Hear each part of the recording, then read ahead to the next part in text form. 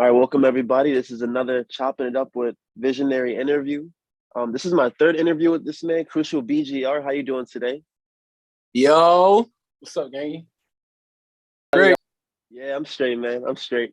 This is an exciting interview though because since I started my YouTube, not many people probably know who you are because maybe the first two interviews we did were on Instagram. So this is a exciting one. Type Um, shit.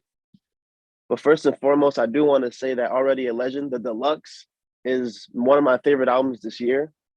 I Appreciate believe you. that a lot of artists these days they can't come out with a great deluxe project to top the original. And I think you definitely surpassed that. So I want to just express that to you real quick. Appreciate you, gang. Much love to you for tapping in. Always, bro, always. And speaking of Already a Legend, besides the fact that you're already a legend, what did you want people to take away from this project the most? It came about, it was more like me getting my frustrations off thing. So I really wanted it to be geared towards like just getting my point across when it comes to the stuff that's going on in my everyday life. So I really wasn't even thinking about a fan interaction for real. When it came to it, it was more like a thing like I'm gonna just get mine off. Word. And aside from the project, what skills have you been, focused on sharpening the most since you've dropped it? Uh Song concepts, making well shit that lead into like Final Jeopardy. Like Final Jeopardy was the last song I recorded for Already a Legend type shit. So it's just the song concept, just making that abstract thing like seem real common, you know?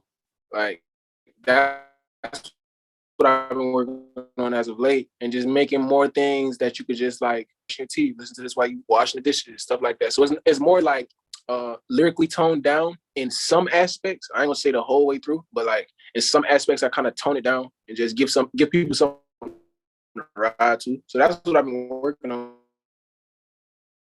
All right. And similar to Buddha, y'all both had like a similar pattern of dropping two projects a year. So 2019, you dropped Curtain Man and Everything Gucci 3, 2020, Big Bad 3, as well as Watch Me Closer. So moving forward, did you plan on maybe getting back on that trend of dropping that often? It's more like a quarterly base. We move like on a quarterly basis. So if I drop 2 times a year, then that is definitely on purpose. I think this year I'm trying to get away from it though. Like I'm trying to be more sporadic when it comes to making moments instead of, well, no, I'm going to still be on a consistent basis when it comes to like dropping projects consistently, like 6 months apart, 9 months apart, shit like that. Just going off of like a label structure just to give myself that practice. But like, as far as like dropping on like 2 times a year or 3 times a year, like I don't necessarily even really plan it. It's just when it feels done, I'm going to drop type shit. Word. No, I found that interesting because I remember when I interviewed Buddha, I found the same thing before I interviewed him, and I seen the same thing for you. So I figured I asked the question. I thought it was like a BGR thing, or I figured I asked. No, that boy, he a But monster. Buddha's a monster. That's why that is. He could draw way more than 2 times a year. He's a monster. That's all that means. and that's why I wanted to throw the question out there because maybe you wanted to drop more than twice a year, or or less. Who knows? That's why I wanted to figure that out because it would be great to hear more than two projects a year from all of you. So. Mm-hmm. It's more so like like the way my projects are moving now, they're more like capsule events. Like they'll be like more like pieces instead of clothing type shit. Like it'll be more like a like a Basquiat painting versus like a drawing that your sister made you. Like it ain't gonna be so microwavable, you know, like it'll be more like thought out. The processes will be a little bit more smoother, clean cut, just cross my teeth, dot my eyes type shit. So like when it comes to dropping like more, it just have to feel right. Like if it's done, if it's all done, then it's out type shit. Understood. Understood. And earlier, a couple minutes ago, you mentioned that Already a Legend wasn't intended for fan reaction. You kind of just wanted to get some frustrations off you. But speaking of your fan base, when you first started dropping, were there any things that they openly expressed that, you know, maybe they didn't really like in your music, or things that you should improve on in your music when you first dropped compared to now? My accent. So like I got a code switch a lot. Like if you was to catch me around like my like immediate family, I sound like a totally different person. Like when it comes to my accent. And early on, I was trying to like, you know, kind of rep that a little bit, like more like, or just get practice rapping at different speeds with my accent. And niggas was just like, no, I don't understand it. See what I'm saying? It was more just like, I don't know what he's saying. It wasn't necessarily like a real like critique on skill. It was just more like a clarity thing. It was just more like just kind of just, I want to be able to hear what you're saying type shit. So that really coincide with like mixing as well as my accent, as well as where I record, blah, blah, blah, blah type shit. So it was just started off, they was just more so just, I can't really understand you. Got it. And was that the only thing, or were there small critiques as well that maybe you took heed to and immediately switched it up? Not necessarily, because I really just trust myself when it comes to like my creative output.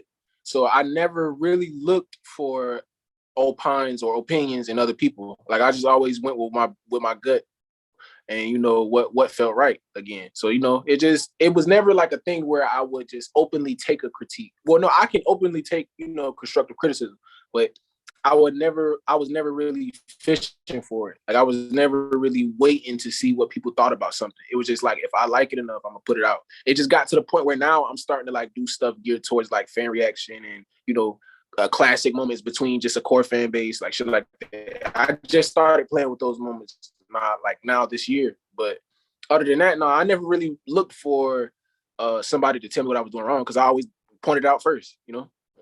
Right. And speaking of those moments, you recently you dropped a snippet on Instagram and then deleted it like 10 minutes later, and it was probably one of the hardest things I had heard from you in a while. What happened? Management, man. Like I just have to move smarter. Like I got to start ruining my rollouts type shit. I get excited, you know, because I'm a fan of music. So like when I make some new shit that I feel like ain't really, well, I feel like it's out of a mold, like I get excited. But shit, they okayed me for that snippet for that day. I just ended up just taking that shit down after 10, because I just like, it just started ringing off in my head like, don't ruin the rollout, you know, like just don't ruin the rollout. It just kept ringing. So I just took it out myself. I got like, they was telling me I keep that shit the whole day, but I was like, fuck that shit, you know. Yeah. No, I was curious about that because I remember you had sent it to me and everything, and I was like, okay, Yeah, that's drop the fun. comment, all that. Yeah, that was the one. That I just want to know, like, to let people know I was just I'm taking the leaps, you know, when it comes to my creative process, when it comes to my flow, my delivery, how I slang rhyme, like all those things. I was just trying to show through action that I actually am getting better, even though I'm, you know, I am what I am today. But I just wanted to show that I was getting better for a little while, you know? Yeah. No, and I love to see it for real. And I kind of want to dive deep into your discography here. So these are probably going to be, you know, maybe some hard questions. I'm not sure. Maybe you'll be ready for them. I'm not, you know, it's up to you. So what are the top 3 instrumentals within your discography? In mine, the top 3? Yeah. Yeah. So off the rip, Guillotine Dancing. I'm gonna say damn. Cause you got some crazy shit. That's what I'm saying. Yeah. Like, god damn, because I love all of them equally. So I say Guillotine Dancing, Dirty Glove, that's like a staple. And then Boy Wonder Strikes Again. I say them, like those beats I immediately rapped on. Like, okay. Like when it comes to how my process, like I be recording my voice notes. So like I be playing a beat all week, just finding the pockets, like just rapping over it, or freestyling over it, and just keeping the best parts. And then kind of making it a song when I get to the studio, or just make it how I will make it there. But like Guillotine Dancing, I went straight up, like I load me up, I'm going to the studio. Like that's just where it was at. Boy When It Strikes Again, load me up, I'm going to the studio. Dirty Glove just happened to be a beat that I had at the end of one of my sessions. Like, and I wasn't necessarily liking the song at first, because I felt it was too simple, but now I noticed like that's something that I choose to rap. So like I used to think of it like, I don't fuck with that song, I wasn't trying, but now I think of it like, bro, I really gotta, you know, tap back into those moments. So I say Guillotine Dancing, Dirty Glove, and Boy Wonder Strikes Again. Those are the most like my most prolific beats when it comes to like energy and like going off the cuff, like, or just like, you know what I'm saying? Like just freestyle shit. Like that, those are like the epitome of how I rap when I freestyle. All right. And for this next question, I kind of want to flip the narrative a little bit. So you just gave me the 3 hardest instrumentals you believe are in your discography. What do you believe were the most challenging to make a song on? The 3 most challenging? What beats gave you some problems in the studio? Like it took you a while to make that. Okay, so look, by challenging, I'm gonna say it wasn't challenging to record. It was challenging to hear myself on them first. Okay. If that makes sense. Like, so I knew I liked Crocodile Cadence. I did not know how I was supposed to rap on that bitch. Like that just, wow. I didn't know how I was supposed to rap on it. Crocodile Cadence, I'll say Rolling off Big Bad 3, just because that's like a really high octane song. I'm rapping real fast. And it wasn't even hard because of like me having to rap fast. It was just like keeping that breath control up, like that type of shit.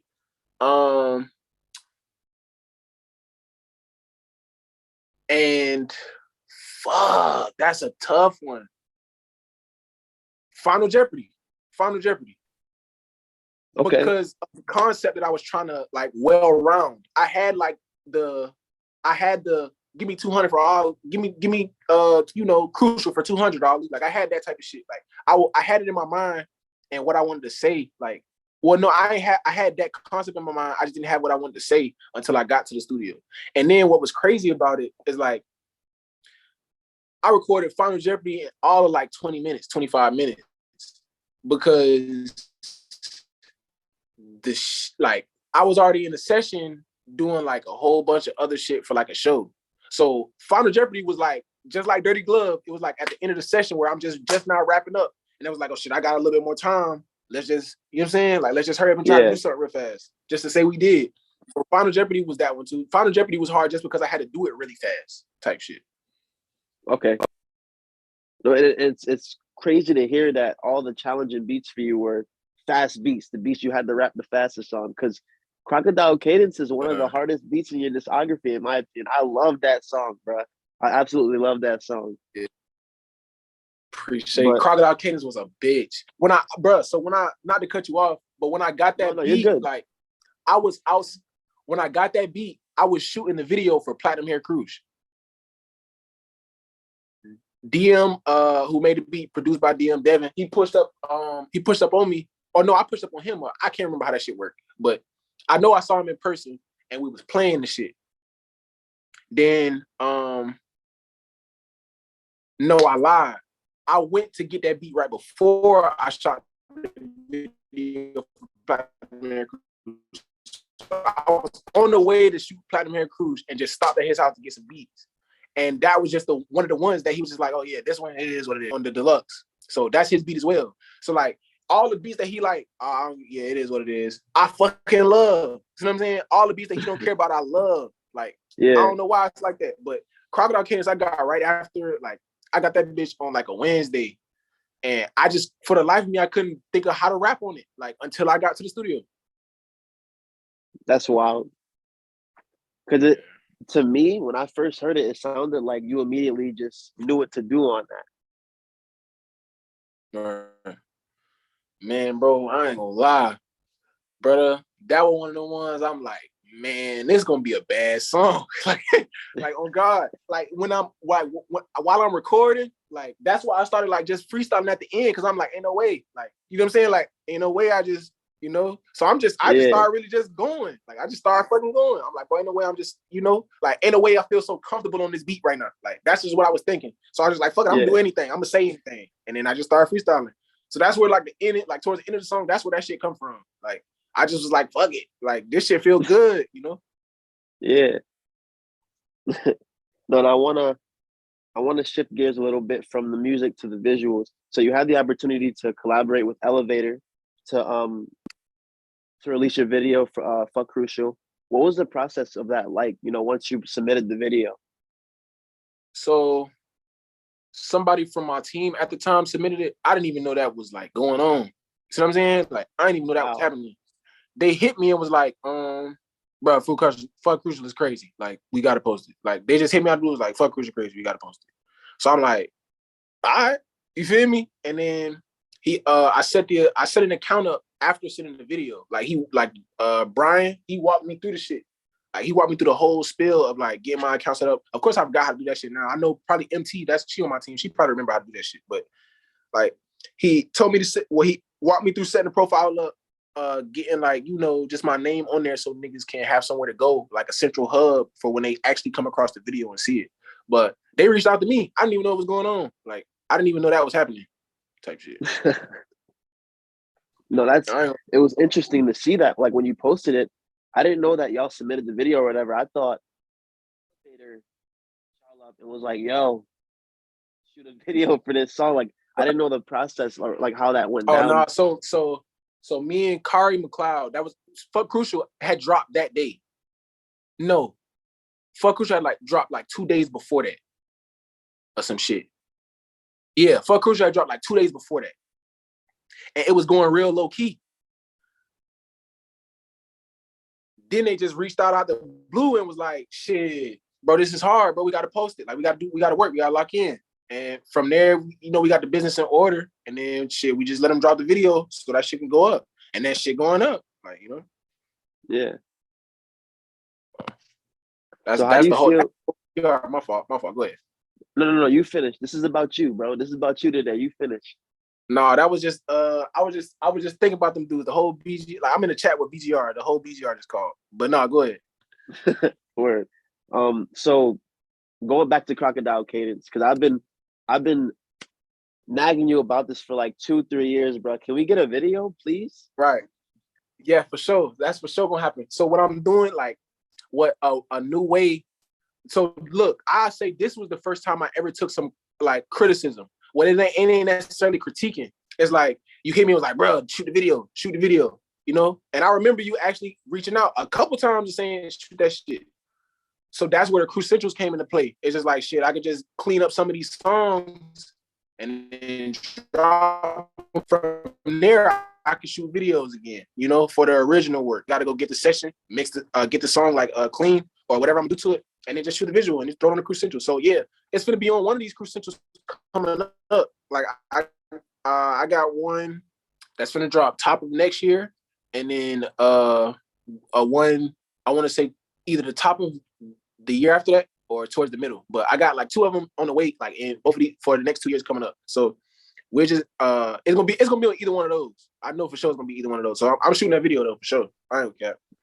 Yo, that's love. Yo, because I honestly can't wait to see that. And second, you just jumped ahead like 5 questions. For real? Because I was gonna bring up Crucials later on and express to you how smart I thought that was to release radio mixes and clean edits of music that were the most popular out of your discography, because now younger kids that might not be allowed to listen to cursing music can now be a fan of you and listen to their stuff in front of their parents or whatever. And especially with part 2 coming out top of the year, it's a good look, man. I like it. And it was for those exact reasons, man. It's just like I put up on I got a homie, man. His mom's name is Vibe Cree on Instagram. Like she reached out to me and asked me to come to his party one day.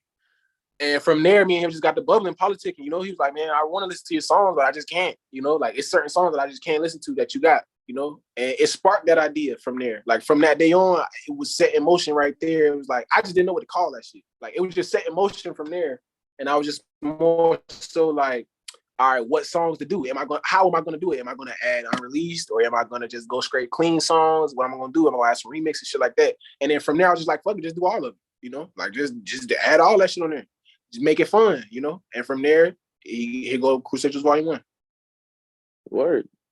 No, I like how you broke that down, because I was wondering the same thing when you dropped it, because when I initially seen you were dropping something new called Crucials Volume 1 or whatever, I thought it was like a mixtape, like new content. Right. And then when I went in there, I seen it was clean edits of everything, and I was like, yo, that's dope.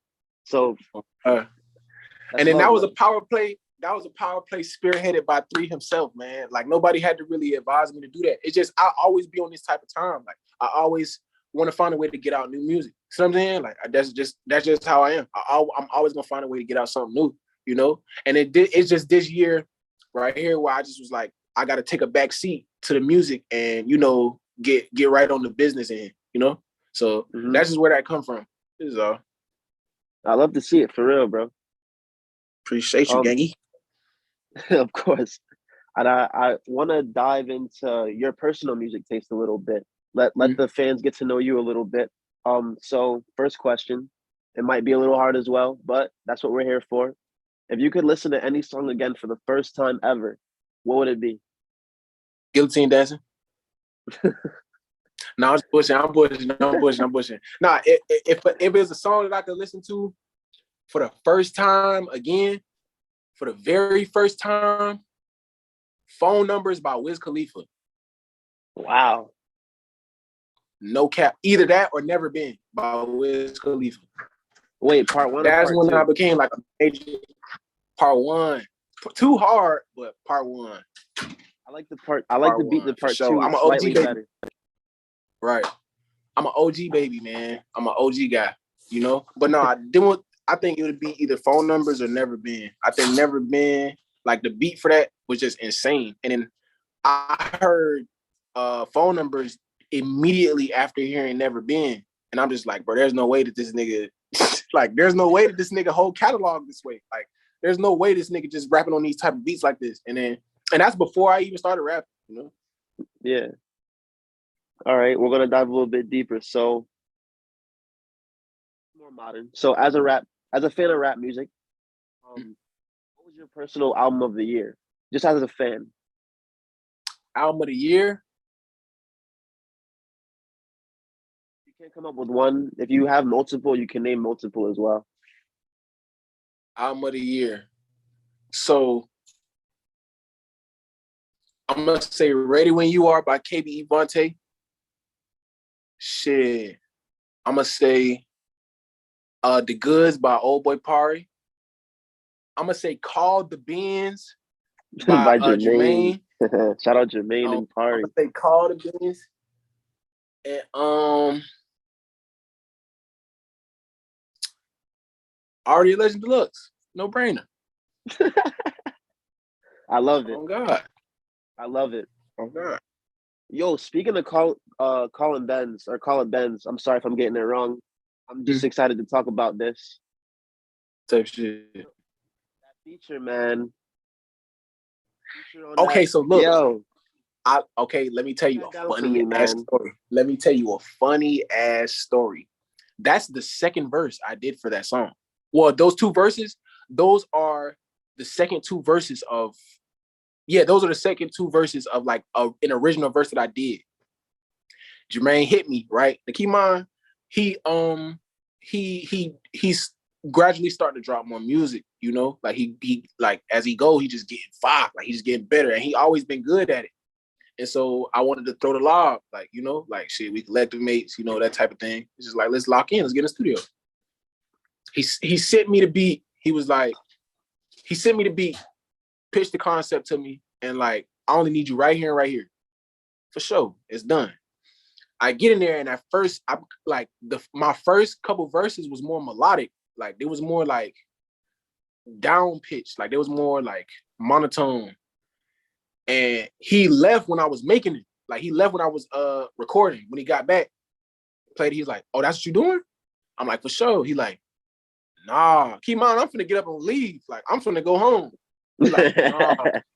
He's like, nah, I need Crucial. And that's the first time I ever redid a verse. Like that's the first time any other rapper has ever made me redo a verse. And a nigga in my collective.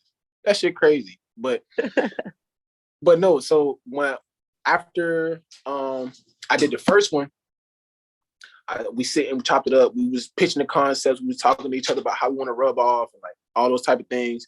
And then that's what the song came to be. But like, I'm glad it came to be what it was. And I'm glad that he had the ear enough to be like, nah, I know what I want to hear. You know what I'm saying? I know what I want to get. I know what Crucial I want to get. And then just sticking to his guns about it, you know? I respect it. Yeah, no, because when I felt like where the song was going, I was like, okay. Like, because the way it started and then the way you came in, and then when it became like angelic again, I was like, all right, they go back and forth with it. So now, like, I didn't even like, I hadn't like understood the whole concept he was trying to pitch. Like, I didn't understand he was trying to do like a light and dark. You know, I didn't understand that that's what was going on until we finally got in the studio. I'm like, oh, okay, I know what you know what I'm saying? Like, I know what you need. And then we just locked in. That was one of my favorite verses that's one of my favorite songs of the year, favorite project, like, of the year, bro. Like, can't cap. And I remember, like, when I interviewed him, he was telling me, he was like, yo, this album is about to be crazy. And I heard him. I believed it was going to be good, but I didn't know it was about to be crazy. You know what I'm saying? Right. And yo, yeah, y'all niggas is going crazy right now. I love to see it. What I could say about him, bro, to piggyback off that, what you just said, what I could say about him is I took a play out of his playbook. Like, that's why I deleted that. Well, that's part of the reason I deleted that snippet. He more so geared towards experiences other than like just dropping shit. Like, he geared more towards the experience other than, okay, here go my songs. You know, like he geared more towards like how it sound, the levels, all the back, like underneath shit. When versus a person like me or like Pari, where we know how we sound, we coming to cut this bitch up. Here go the ad libs. These the pockets I want to fit, and then here go the song. See what I'm saying? He more so like he knew early on he needed rollouts. You know, he knew early on that he wanted to rap in this pocket. Like, and for a long time, I didn't know what his songs sound like because he didn't play nothing for nobody. Like, he never played shit for nobody. He sounded like me. Like, when I first started off, he didn't play shit for nobody. He just was like, bro, I got some shit in the tuck. When I'm through, niggas gonna hear it. You know, like, when I'm through, niggas gonna, you know. And then finally, when we recorded our song, he played me the whole Call of Benz. Nigga, from that day forward, I was excited for that project. From that day forward, I was excited. Cause it's like, I didn't know how he sound, you know, like, I didn't know what to expect. I just knew I was ready to either blindly support it or blindly be like, fuck this shit, you know? Like, I just didn't know where it was gonna go. And I had to eat my words, like, you feel me, and give him his flowers, bro, because it's like, he did amazing. Like, he did amazing on that project. I listened to that bitch through and through, all the way through. I don't skip nothing. Man.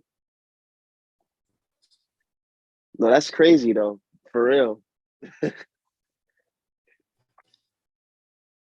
What do you believe are the top 3 most influential rap albums of all time? Shit. The Machiavelli shit by Tupac. Okay. Ready to Die by Biggie. And The Love Below, Stankonia by Outkast. Okay. All right. Like, the experience, like the impact it had for generations after. Like, you feel me? Like, that type of shit. Like, those 3 albums, I want to say, like, molded a lot of rappers. Like, they molded a lot of niggas into rapping.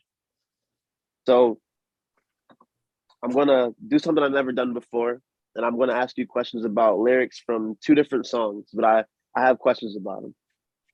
So, Crocodile, Cadence. An arm and a leg for what's in my head, cause I put the raw shit out there. What is your feature charge, bro?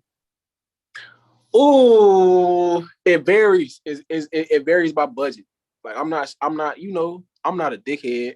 I know niggas like want something affordable or that type of shit. And then it only like it only helps the, like, you know, the playing field, or like the sword you use. Like, it only sharpens the sword more. Like, jumping on different type of beats and, like, you know what I'm saying? It just depending on who's sending me the song, if it's gonna get done or not, type shit. But like, it just really varies on budget. But like, base rate right now, shit, I base rate some shit, basically. Base rate some shit. All right. So from first rap check freestyle, me and Reed make BG gang and start with you, but fuck them niggas. Elaborate. So, shit, you know, BGR, the BGR right now is me and old boy Pari spearheading, is Laylo G, is DP the president, TY, he make beats, Dua, he more like event planning and shit. It's MT, she more like on the promotional side. Truda, he's a graphic designer. DP a graphic designer. He just like on the management side as well. And those people are like the third generation, quote unquote, of like BGR. Like it went through a bunch of changes and through a bunch of people who like, you know, it just wasn't sticking with. And don't get me wrong, a lot of those dudes that's not like currently under the BGR umbrella. Like it's not problems with a lot of them, you know, like a lot of them, I still talk to him like every other day, you know. It's just like shit, the music shit, they just weren't fucking, you know, like it just shit, it is what it is. You gotta grow up in, you know. But on the other hand, it be niggas that just be doing like little weird shit, you know. I don't really want to give that shit too much like energy. Yeah, like, you know, it just be weird shit, you know. And then music was an outlet to speak on it because niggas was just, you know, being weird. I hear you. All right, so this is the first time we're getting this done. Visionary's hot seat. Third interview with you, and we've never done this. So I don't know if you've ever seen me do this with anybody, but I basically just give you two options. I give you two options. You choose one of the two, and yeah, you either know it or you don't. Type shit. Yeah, exactly. So, all right, we're gonna start with Curtain Man or Everything Gucci 3. Damn, boy, you gotta take a shot for that. Nah, Curtain Man, just because Everything Gucci 3 was the project. There was like, I could tell like majority consensus of people who started listening to me was like, all right, you there, you know, but like, what else? You feel me? It's like, you there, but what else? And then Curtain Man was like the dunk from the lob of Everything Gucci 3. So I'll say Curtain Man. Okay. Watch Me Closer or Big Bad 3? Watch Me Closer. Really? Just because it was more chiseled, it was more defined, it was more to the point. Like I crossed my T's and dotted my I's a little bit better. Big Bad 3 was more like mixtape format. So it's just like the only thing I'm thinking is just out rap everybody, you know? Like, so I wasn't necessarily making good songs. I wasn't necessarily making like bridges or like, you know, making shit connect. It wasn't like it didn't really flow well, you know? It was just more like, here go a tape of me just doing my shit, you know? Yeah, but the thing is, going off what you just said, like it sounded like a compilation album. You know what I'm saying? It's not like it sounded like a whole bunch of throwaways. Like it sounded like each song sounded like they belonged with the next. You know what I'm saying? All right, type shit. Yeah. I guess that's like that shit more like engraved in like to make sure the schematics is right of it, or like make sure I'm got the right numbers on the project, make sure the names, you know what I'm saying, everything flowing well. And I guess I did it to the best of my ability, but like the way that shit aged versus like a Curtain Man aged like fine wine. That shit aged like some bread. You feel me? Like that shit aged like, you know, like some shit you left out all night. But like it just aged weird for me. Like it's no real replay value for me unless it's like a few songs. But that even then it's like I'm forcing the replays type shit. So I really kind of stray away from that shit to begin with. So I'll probably just say, yeah, lesser of the evils. Okay. Word. All right, so we got 3 more to go. Early Bird special intro or Righteous Living intro? Early Bird. For the simple fact, bro, I don't know why I gotta get this backstory, but Early Bird, right? So I got a homie, you know, Kaiser. That's my man, that's my brother. Upon us actually meeting, he DM'd me one time and asked for like a feature or some shit. And at the time, he didn't have no music up. So I thought he was just like making beats or something. Like I didn't necessarily know what he was asking for, you know. Then fast forward to first rap check freestyle video. The day we finished shooting the video, this nigga pop up to the video shoot. I'm like, who the fuck is this dude? You know. And whole time he knew me through Joey. Like he had got caught winning me through Joey. So that it was Joey Peoples at first. So the whole time I'm there, I'm like looking at this nigga sideways because he keep asking me questions about music and like all type of weird shit. And then we get back to Joey's spot. We looking at the footage of what we just did, shit like that, with politicking. DM finally came over. Some of our other homies was over there. Shit, I'm in there with DP, shit like that. And Kaza was there. Now the whole time we there, I'm not even no rapper timing. Like I'm not even no like I'm better than everybody in this room. Like I'm not even on that type of shit. Like I'm just in that bitch chilling. And this nigga just keep coming at me like, I really think I'll rap though. Like on that type of shit. Like, I'm like, bro, I'm like, what the fuck? You feel me? Like I'm just like, what is this nigga? You know? And that shit started really rubbing me wrong. To the point where I'm asking Joe, like, bro, I don't really fuck with what man's got. You know what I'm saying? Like, that's your people's. Like, I'm not fucking with that. Now, again, DM was there, and he knew I was there. So that's the only. Well, that's one of the reasons he pulled up. He cool with Joey and all them too. He just wanted to play some beats and shit. Playing me some beats. He played me like 14. He played me a project's worth of beats. I bought all them bitches just so I can buy early bird special. That nigga said, if you buy all these beats, I give you this for free. On God. Nigga said, if you buy these beats, I give you this bitch. Soon as we left there, keep in mind, Kyle was in my face like, I'll rap better than you, all that shit. Soon as we left there, I went straight to the studio with early bird special. And that's how that song became what it was. That's crazy. And then keep in mind, one thing I don't think I said publicly. So early bird special, nothing for free, crowd pleaser interlude. Yeah, those three, early bird special, nothing for free, crowd pleaser interlude. I've had those songs since I started rapping. So I recorded them bitches when I started, like in like 2018, 2019. It was around that time that I recorded those songs, and I just was sitting on them bitches. When it came to Early Bird Deluxe, I'm not Early Bird. When it came to Audio Legend Deluxe, I wasn't gonna do one. That's why that shit happened a year later. Like, I wasn't gonna do that shit because I just felt like I got it right the first time. But then I had to realize other projects. It's like it's best if I just, you know what I'm saying, get the shit out of my vault. Like that, I'm looking at the songs in my vault, like because it was going to another project. I'm looking at the songs in my vault, like, bro, nigga, I got my point across with the standard Audio Legend. Let's just have some fun. See what I'm saying? Now, Early Bird is a song that I put a snippet up of as soon as I left the studio from recording that bitch. I want to say for like 3 months straight, niggas was just in my comments like, drop Early Bird. Drop Early Bird. Like, drop Early Bird. I'm like, how do y'all even know that I have that song? See, you know what I'm saying? Like, how do y'all even know I still have that song? Like, how the fuck do y'all know that?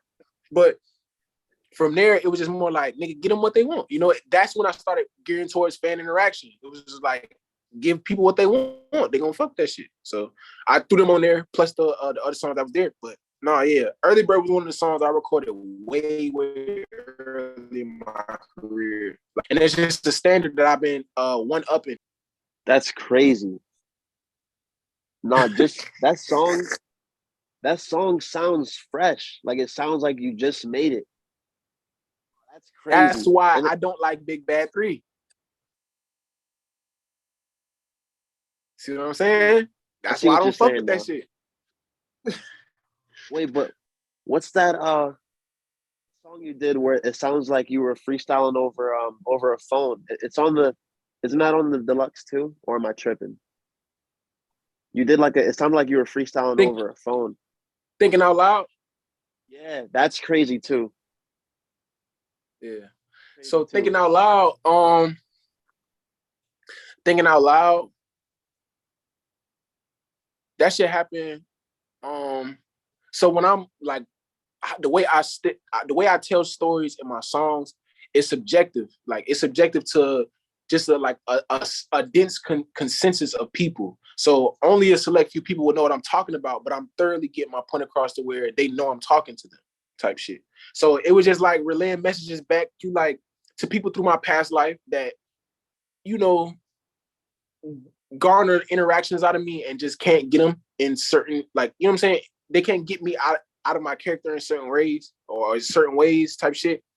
And it was just me like talking about the grand scheme of a scenario, you know, like, and it happened so quick. Like I didn't even go to the studio for that.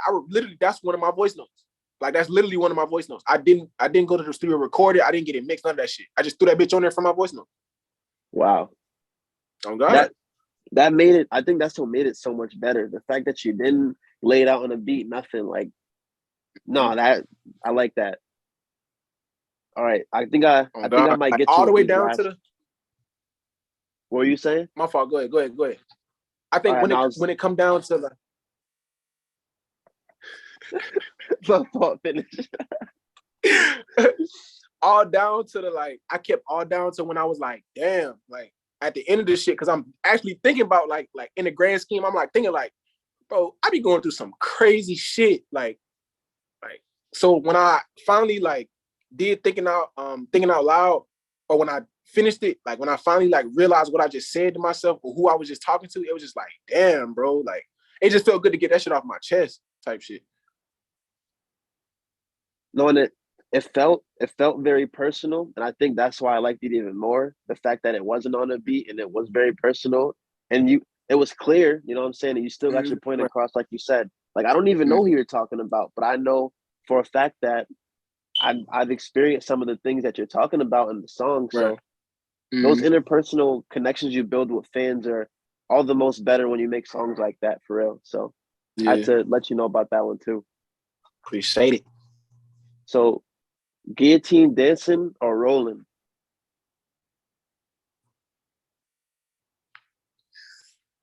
Guillotine dancing or rolling? I'm gonna say guillotine dancing because I've never performed rolling. If that makes sense. Okay. Like I've never stood up and actually like had the, you know, the bandwidth or the lungs to goddamn just be like, I'm gonna rap this whole song. And then the way I perform, like I really care about like my performances and shit. So I'll be taking verses off and be rapping them bitches. Like I like guillotine dancing over rolling just because of how it make me feel when I'm actually like rapping it and people hear, oh, this nigga not following the song. Like he actually talking right now. See what I'm saying? So like when I finally see niggas' faces and they finally really like pick up what I'm putting down and what I'm saying, it just make the song even better. Like it made me play the song 30 more times after that. I expected you to say guillotine dancing on that one. Yeah, that's what I'm talking about. Yeah, that's what I'm talking about. I'm talking about guillotine dancing. Rolling is the one I can't perform. Yeah, no, I was saying I expected you to say guillotine dancing. Oh yeah, between them two, yeah. Type shit. Hood favorite or new merch? Hood favorite or new merch? Ooh, that nigga. Hey, you digging up some fossils? Like, hood I love your music, bro. I had to. Hood favorite or new merch? I'm gonna say hood favorite, bro. I'm gonna say hood favorite because, like, don't get me wrong, recording both of them bitches, I was going through some really, really weird shit. Like, I was going through some really, like, some fucked up shit. But, like, hood favorite, like, I made Pain look really, really, really well, you know? Like, or I made it sound really well. Like, that song still sounds so fucking polished. Like, it sounds really, really, like, clean cut. And that, like, that's how I envision it to coming into the song, you know? Like, I envision it, like, you know, just clear, like, just, you know what I'm saying? Like, clarity. Like, that's just how I envision the song. Just, you know, like the beat flow, like, so it's just like, should just make my flow, like, do what it do type shit. But hood favorite, I say, because it's like, I made those, like, the moment in time where hood favorite was on my mind, like, I made that shit look really well. Like, I made it look really well. But I was going through some fucked up shit. Yeah. And songs like that is the reason why I love rap so much, because when someone has the ability to rap about some dark shit over a beat that doesn't match the energy that, you know, of what they're saying, like that's the songs that make you just want to go crazy in the crowd. Like, right. Yeah. The abstract of it all. Like, I really, like, pride myself in that shit. Like, in today's time, what I'm working on now, like the music I make now, like in the snippet that I posted, nigga, the opening line, I'm like, I'm too hard boiled. Stepping to me, that's a tall order. She know that I see the wings in the back and the horns in the head, I'ma fall for. Like, that type of shit. Like, So it's like I'm becoming more abstract with my concepts, and I'm just making them tie in really, really well. And like I just appreciate that shit. Like Hood Favorite was one of the ones where I did it early on, where I was showing like flashes of that shit, and I just didn't know the potential. Like I just didn't know where really my potential type shit. Yeah. Yeah, no, that was, by the way, you out the hot seat, but I had to hit you with some gems real quick. Wow. All right, so we're coming to an end here. So with the last two questions. So for one, 2022 is coming to an end very soon. So what is your ultimate goal or goals for 2023? 2023, I ain't leaving no money on the table. Oh God, like I'm not leaving no bread on the table. Like my mama used to tell me this saying like early on as a kid, like she'd be saying shit like money on the flow, like the money on the flow, just don't be the last one to the broom type shit. So it's like 2023, I'm not gonna be the last one to the broom. You feel me? Like it's just that type of shit going on. Just making sure I cross my T's and dot my I's musically, and on the business tip. Okay. Are there any opportunities coming up that maybe you can talk about, or maybe some new releases other than the Crucial Volume 2 that you can bring up as well? So I said this publicly already, shit. Stunt Hard Crucial. That's like Stunt Hard Crucial is my next like full length like project. I'm not gonna call it an album because I'm using mixtape format. Like it's gonna be like my dedication 3 tape, that type of shit. Okay. So Stunt Hard Crucial, that's sometime next year, and then I can't say no more. But Stunt Hard Crucial. Stunt Hard Crucial. Stunt Hard Crucial. Keep saying that. Oh God. I'm gonna keep saying it. Stunt Hard Crucial. All right. Well, is there anything, anybody you want to shout out? Anything you want to announce before we end this? And all them threes, man. Y'all boys, you know, I know they're gonna see this sooner or later, but man, keep your foot on the gas. You feel me? You know, keep your head clear. Control what you can control, and understand shit. Everything you think about yourself ain't true. Don't get down on your confidence, nigga. Step out of your perspective and see yourself for what you really are. You know what I'm saying? Make the corrections from there. As far as like fan bases go, I appreciate everybody who's still tapped into what I'm doing. You know, I appreciate people checking up on me and shit, making sure I'm straight, because I don't really be posting this shit, but I appreciate those type of things. Shit, shout out the whole gang, man. Shit, everybody, BGR, MT, all them niggas, bro. Shout out everybody. Shout out everybody who I'm fucking with. Y'all know what's going on, man. And my boy Mike. Oh, my boy Mike, man. It's like third one, bro. You keep tapping in with me, bro. Like every time I reach a new level, I'm gonna make sure I reach out. You gotta get the exclusives, nigga. You gotta get the, you gotta come to the listening parties, nigga. You part of the fam now. You feel me? You gotta be there, So shout out my boy Mike, man. Keep doing your thing, man. Keep staying blessed. You feel me? Keep, stepping in your power, stepping in your purpose, man, and it's gonna all make sense at the end. I appreciate that, Chris. For real, it's always love, man. Especially since you hit me up, man. Since you hit me up back in 2019, we've always been mad cool and mad. For sure, bro. Yeah, I feel the hospitality through the phone, man. So, I got some shout outs too. Too for you. Shout out Cruz. Shout out E-Dollar. Shout out Joey. Shout out Old Boy Pari. Shout out Buddha. Shout out the whole BGR. Big Bad 3. I'm not a part of the 3, but I'm an honorary family member according to Cruz. Much love to y'all, for real. Nah, this has been Chopping It Up with Visionary. Scary.